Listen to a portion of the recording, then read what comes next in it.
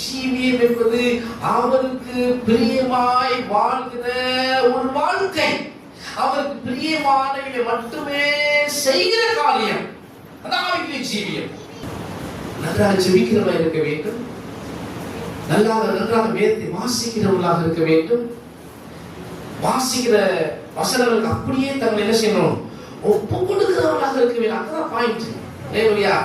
எல்லாம் ஜெபிக்கிறார்கள், ஜெபிக்கிறவர்கள் இருக்கிறாங்க சபையில, வேதத்தை வாசிக்கிறவர்கள் இருக்கிறார்கள் சபையில. அப்ப எதுதான் முக்கியம்? எதுதான் முக்கியம்? எதை வாசிக்கிறீர்களோ, எதை கேட்கிறீர்களோ வேத வசனத்திலிருந்து, ஹல்லேலூயா, அதற்கு அப்படியே உங்களை ஒப்பு கொடுப்பதுதான் ஆவிக்குரிய ஜீவியம். வேத வசனத்திற்கு உங்களை 100% ஒப்பு கொடுக்கல, அதன்படி வாழ்வதற்கு, அதன்படி நடப்பதற்கு நீங்கள் 100% உங்களை ஒப்பு கொடுக்கவில்லை என்று சொன்னால் ஆவிக்குரிய ஜீவியம் அங்கே அடிபட்டு போகிறது. ஆவிக்குரிய ஜீவியம் நீங்கள் ஜீவிக்கவில்லை என்று அர்த்தம். அதனால ஒரு ஆவிக்குரிய ஜீவியத்தை கண்ணாயிருங்க.